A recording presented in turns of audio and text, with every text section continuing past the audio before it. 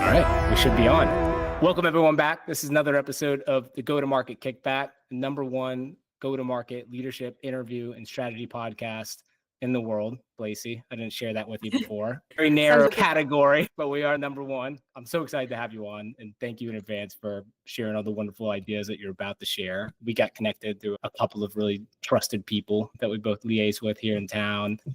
You have such a interesting, successful, and divergent career from so many marketers out there in terms of the strategies you're implementing, the technologies you're working with, the type of landscape and the type of startups that you've built right from the ground up multiple times over, and what you do exceptionally well that I've come to know, right? Both through conversations and reference of other people and some of the stuff you're producing and actual results you're getting in your company is this crazy idea of, we don't even have the right term for it, GEO or AIVO or AI search optimization, essentially helping startups or software companies optimize their marketing strategies for this AI era, particularly when it comes to search, visibility, recognition, prompting, etc. I'm very excited to talk with you about that because you have ideas that are profound and I haven't heard from a single other person. Like to think that I had more conversations with GEO marketers or IVO marketers than most people, right? Because I'm very bullish on this as the #1 skill for all marketing leadership beyond necessary to learn this year. Seriously, seasoned marketer, 10 years of experience driving growth in tech startups, expertise in content, brand, demand generation, marketing operations, multiple successful companies from seed stage to acquisition. You're a specialist in AI into products, and you work with an AI product organization, an AI search engine, right? Yep.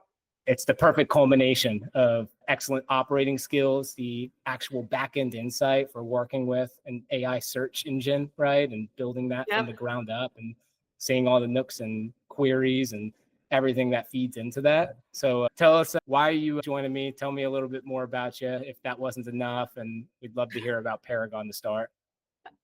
You're making it easy. Yeah. You said nooks and crannies, and now I want to get in on nooks and crannies.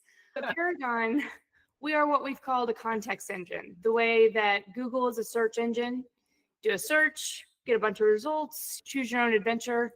Perigon is more about delivering context. We want to distill millions of data points across the open web and make sure you're getting the full story and picture around the information that you're looking for.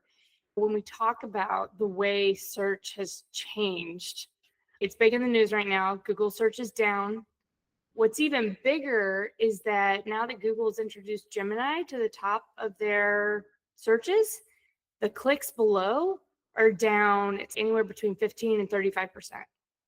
Oh my God. Even Google users are showing us, I want context, I want knowledge over the encyclopedia listing. What's cool from the perspective of building Perigon in one of these engines is that I get to see the searches. I get to see what people come to us with and how the behavior is just vastly different. A Google search is on average 3 to 4 words. A search in Perigon, Perplexity, ChatGPT, we're looking at 14 to 17 words. People are asking real questions, and they're coming for actual knowledge, not a list of blue links as we once went after. Yeah. Well, it's interesting because there's, in my breakdown, 2 fundamental changes. One is the actual core technology, how it's prompting things, but then the user behavior, which people think less about because everyone's oohing and on over the tech and the AI and the LLM, right? Trying to crack the code, but less people, and I heard this first from you, are focused on how people are actually utilizing those softwares. And that is obviously so different from traditional search models because you could use all the same theses of how someone's doing search and then crack the code of AI. But if you don't account for how people are actually using that software, like the intuition that they have to it because they believe that these AI tools are more intuitive. You gave me the awesome example of, you don't just look up for coffee shop in Austin. You look up for cool coffee shop with a fun vibe, quiet with For Wi-Fi. working space, you know? yeah. Tell me if this is right. I think about that as like we as users of these AI search tools, they have such credibility, right, for producing good and meaningful information or niche content that I feel more welcomed to give it longer prompts and more niche prompts. Whereas from 30 years of experience typing things into Google, that's not going to help. So it's like we're constrained to the limitations of the technology, and that's affecting the user behavior almost more than the actual technology is. Well, and it's true with Google search than anything else, right? If the product is free, then you, the person, are the product. And so as they built a business, they had to monetize what you were saying and try to get in front of what you were saying. And now we've learned what that produces. Yes, maybe a list of the hot coffee shop that can pay to be at the top of that list. But as people, we crave actual knowledge and we want more information about what we're about to walk into. So we're no longer falling into this idea of, I can say a few words and then take the first result. It is like, what if I give you more from my perspective? Like, I'm the human here. I want to know what I'm about to walk into. The LLMs are the first thing that's given us something back, that's been able to talk to us per se. And we can keep asking questions. A Google search begins and ends with your prompt.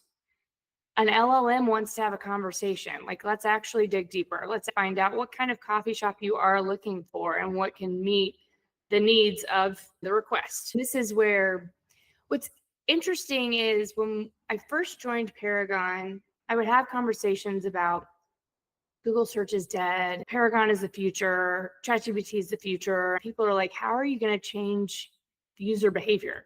Nobody wants to be in a startup, teach everyone how to use it, change what they've been doing their whole lives. What's really cool about this movement is that everybody's doing that themselves. They're seeing the level of information come back and they're like, I want to do that. Sergey at Google says he'll do a search on ChatGPT every now and then because he sees the value in what we can get back. Users are already changing. Their brains are in a new place. So as marketers, we really need to catch up to what the user is now showing us that they're doing different. Yeah. Let's roll it all the way back here. What is GEO and AIVO? Can you explain them, what they mean for you? And then we'll break down some of your super high level architecture of your strategies for that. Okay, so it's funny because what are we going to call this? I've heard about 4 right? or 5 different terms. I love this AI visibility optimization. I love this visibility score. I think it's cool, but we'll see where we land. The idea here is we're going to have to start teaching the LLM to view us as an expert or as the information that users are going to want to see. In this conversational landscape, the LLMs are looking for the human side, right? They are looking for people talking about, discussing. We're just going to keep going with like cool, trendy coffee shop, amazing coffee out of Puerto Rico that has a co-working space, right? Like they want to see where people are talking about that because they want to provide the user with a full answer. I think this now becomes the golden age of content for marketers. We get to go back to that place where we wrote for humans. We all have done the keyword stuffing on a blog, the top 10 list, best practices, all these things that worked for Google to get Google ranking. But now we get to get back to human writing and being creative and being pushed to come up with new ideas as opposed to bringing together a bunch of other ideas from other people. I talked to a PR firm yesterday, an agency, and they said that in their yearly wrap up, they will actually ask a GPT, like, what are the top 10 of this? And if it answers it, then they won't use that in their yearly wrap up because to them, somebody else has already said it and they want to be innovators. So they know they need to come up with something new. I love that level of creativity. Yeah. It goes back to this idea we talked about before, the rise of these AI tools. The easy way is to utilize these AI engines to help promote traditional marketing models, to write more blog posts, to do your keyword stuffing, write your social media content, to do everything, right? But it's completely counterintuitive to moving your organization in the way it should to promote itself on AI models from a visibility standpoint, because it's never just going to reprompt the same content that it regurgitated to increase your Google listing that's going to be irrelevant in 24 months from now. It's like elementary school level AI marketing, as I'd say it, is utilizing AI tools to fuel traditional models where it's so short-lived and people, like you said, need to draw back to completely old school content and authentic human-led type of strategy for the AI to actually utilize it in an appropriate manner. It's kind of beautiful and refreshing in a lot of ways. Everything has to be authentic. It's not getting in front of anyone. The robot doesn't want to just listen to other robots and prompt itself again and again. Right. I'm dumbing this down a lot, but I think you understand what I mean. Yes. And it's kind of like follow the money, follow the market. There is a reason that OpenAI wanted to learn off of Reddit. And not that I'm saying those responses are the best that you're going to get, but they are going to give you better context around the things that you are looking for. And so at Perigon, our content strategy has been completely flipped in the sense that the blog part is the last piece on the page. We are podcast first. So the user can listen, like everyone's in the car listening. There's a reason why podcasts are taking off. People just want to press play, listen, absorb the information. Then it's the transcript, because that's how the LLM is going to learn from what I'm putting out there. I've named my podcasters Amy and Craig because they both have AI in the names, marketing, branding. I go Q&A to also kind of feed it and challenge, right? Any idea, anything that you search, like there's deeper knowledge here. And so you can read more and dive deeper. You know, it's the coolest person at the cocktail party, right? The person who is asking questions, who's digging deeper, who wants to know more. That's what starts our content. I do the metadata. We're all doing this stuff in the background. It's second nature at this point, but I'm leading with this Q&A, this transcript side, and then I'll have my blog post. It's funny because I think we all learned that Google looks at the first 4 words on your page, or you have to have the keyword in this many times, and it's freeing to just be like, no, I'm going to have a conversation. I'm going to put that up. The LLMs are going to have something net new because they took the time out to find something that's not being said, put something new out there, and I'm leading with that. Our blog is totally different from what I'm used to. Can you dive into a little bit on the technical side of why formats like transcripts and Q&A style content helps maximize visibility? Why is that more important for the AI engines and makes it associate better with your brand? This is the fun secret sauce of building one of these context engines. It is known that a ChatGPT is built on Bing. So there is that level of search in there, but there's the LLM level. The LLM level is conversational and looking for knowledge. We're in a knowledge era, not a listicles era. The LLM is going to find the best answer for your question over the best set of search results for a high-level query. It goes back to that behavior thing. If we're watching people go to these LLMs and ask questions, then we need to be presenting our information as answers. At Perigon, one of the things we do is all of our filters are out there. We've got over 25 filters so that you, the user, can kind of say where you want to get your data from. One thing that we don't know with some of the other LLMs is what their secret sauce is. What is the black box algorithm in there? We are all still in a learning phase. We can say we've succeeded at AIVO or GEO or whatever, but we still don't truly know why ChatGPT is going to surface one company over the other. I built something in Replit using APIs across different LLMs to feed in questions and see what the responses were and how they differ across LLMs.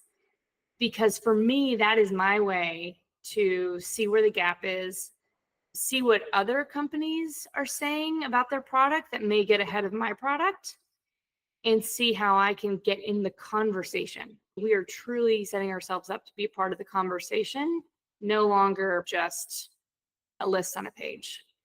Yeah. When I think about this from an executive search standpoint and what all the founders and CEOs of software companies I work with are saying, because of that black box effect, and that's compounded by the fact that there's 10 of them and those 10 change every single month as a new model gets released. Yeah. It's an indefinite amount of time. It might be never that we crack that code, or it's just a constant moving target going 100 miles an hour. Do is see the results, right? For certain queries, if things are trying to optimize for the list or the recommended vendors, right? So you can see the bottom of the funnel and the actual outcome, and then just experiment like crazy to see what is helping every single founder and CEO that I speak with this year. That is the number one soft skill they're looking for any revenue-driven executive in this world of AI. They need to bring into their business. If they are not an experimentation first person, if they're I've got my playbook, I've got my process, we're going to come in, rinse, repeat, and run it over again, no show. Like it will not work, and it will never work again. I love that you said soft skills. When you do interviews, you're looking for that. I said it before, like the perpetually curious. I want to talk to somebody who says, I ran my query through Perigon and Perplexity and ChatGPT. I want to know that you're looking across all of these. And that's why we're built across a few of them, because we know that the real knowledge lies in pinning all these guys against each other and seeing what each one is saying, because we don't know the secret sauce behind each one of them. And we talk a lot in my CMO group about what tool do you use for X, right? ChatGPT is really good with branding and tone. And so I've taught it our brand and tone, and it can spit out really amazing things for me for social, blog, whatever it may be. Claude is more creative. So I do a lot of more creative thinking in there. I'll have it help me zhuzh up some LinkedIn posts or things like that. Each one has a little bit of a personality. It's finding your own sweet. This is the way that we went all in on Google and every other search engine went away. We're going to find ourselves going all in on one of these guys. It's kind of a race to see which one we're going to choose. Our entire strategy is built off what we have distilled from how they work. Let me double tap on the content side of the house for all of this. Balancing creating content that's friendly to the large language models, but also appeals to real people. There's so many different types of content. My brain immediately thinks, oh, these are science-driven tools, right, that are built on technical analysis and lots of variables. I instantly think something like a data-driven research report would help you be promoted more often than not on something like ChatGPT, as opposed to something more casual, like a transcript of a podcast. How do you think about that? How do you experiment with the types of content? And do you have any idea of what's working more, where people should put their first efforts at least? Well, I think we also, at one point, we wanted to gatekeep our knowledge, right? And so it was like, I have expertise in this, and I'm going to hold on to it until I launch that report, right? Until I do a big partnership with Gartner and the one thing comes out. I know with the way we're building Perigon, we need a critical mass. And so we're not going to present a user with information that one person said. We want to see it across different sources. That to us says accuracy. That to us says I can take that piece of data to my board because it is truly accurate. One thing we talked about in pre-show was I want to do this podcast, but I want the transcript because I'm going to put the transcript on my site as well. Like I want this same idea. I want to talk about AIVO everywhere I can. On Reddit, on my blog, on the next podcast, how can I get that idea out across several sources to build this credibility and accuracy because the LLMs are looking across so many things and they want to see it mentioned twice.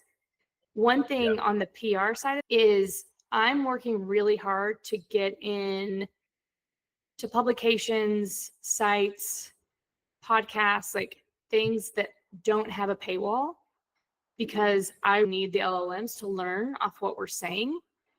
In speaking with some PR agencies, we're in a process of potentially bringing one on. I'm like, I don't want the big New York Times or Wall Street Journal. What I would rather do is have you get this story into 10 trade pubs. Let's get this across so many different smaller areas where it's not being gatekept. Let's get it on a podcast platform where it's not behind a wall, like where the platform is going to allow LLMs to learn from it. And then I'm going to find true value. And that's honestly what started the way that we do content at Perigon. I was working so hard to get my CEO on a podcast. And then it was like, wait, if I land this podcast, the LLMs can't even learn from the transcript. What am I doing? I need my own platform to learn off this transcript. I can't have it blocked behind a wall. So I was like, we're going to do our own podcast and have our own transcripts out in the world. We are about accuracy, and we are here in support of the media and journalists. And it goes back to, I feel like it's the golden era of writing, because if you have unique, amazing ideas, you will be able to get them out there in meaningful ways. One of the ways that journalists use Perigon is kind of reverse engineering, where they'll do searches to see if no one's writing about it. Like, they want to make sure this is not a story that's already taken off. They want to make sure they're at the beginning of that trend. Yeah. And so it's kind of cool to get on and be like, oh yeah, there's nothing here. That's interesting. Never thought about it like that. So, we'll see what happens to traditional media. We all want to learn from these experts, engage that knowledge. Some of the best reporters and journalists, that's what they do, right? They are distilling incredible knowledge to us. Let's make sure we can get that. Let's democratize that. Yeah. Well, it's beautiful. And we'll close with the rise of authentic human-led content. I think that's the best outcome we could drive out of this. People were scared these AI tools over the last 2 years was going to be completely deteriorated from, When I think about knowledge like that, in my mind, I frame that as like, it's true human-led contextualization of information that's out there in the world, whether that's data, whether that's an event, whether that's a story that they're covering, but give that in a context that is relevant and recent and impactful for people that want to absorb that. What are your thoughts on, I guess, what is authentic content to you? Double down. Hopefully you agree with me that this is so much more important and beautiful now, how we can keep using AI to help proliferating that. Don't you love that the robots are making us more human?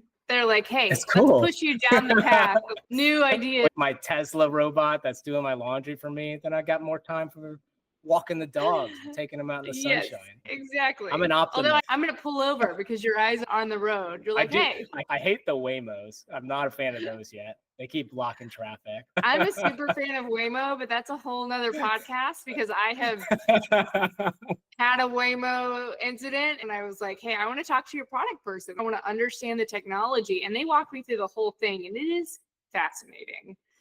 That's cool, let's not be scared. This is not about doomers. I see a lot of the new up and comers are like, they won't have a job because all of these things are being done by AI. It's like, no. The point of all of this is it pushes us out of the comfort zone. It pushes us to take things 1, 2, 3 steps further. And also there's just a lot of prototyping or proving out what you're doing. As we talk about an AI first company, our UI UX team is building prototypes in Replit before we present it. I'm building landing pages in Replit before I present it. I'm creating unique landing pages. I don't have to engage a web developer anymore to do some of these things. I can do it myself. The AI is really pushing each of us to dig deeper into our own skill set and then giving us the freedom to show off our soft skills. We hired Lacey because in a room, she can talk to anybody. Any closing thoughts on actionable advice that someone doing nothing in the way of AIVO today should start looking into, should start experimenting with, should start doing as soon as they listen to this?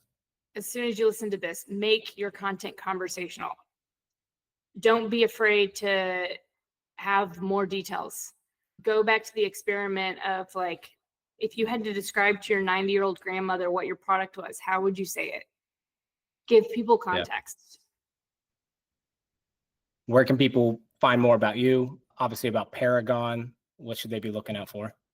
Perigon is Perigon, but on LinkedIn, we'll add that to the show notes. That's where I talk about all of this ad nauseum. Like, let's break your Google brains. For the users, for the people we want to get in front of, they're already breaking them themselves. So they're already there. Let's catch up to them. Thank you so much for this, Lacey. This is absolutely wonderful. I've learned a lot, and I'm sure a lot of other people did too. Thank you, everyone, for tuning in another episode of the Go to Market Kickback, and we'll be back again soon. Thanks.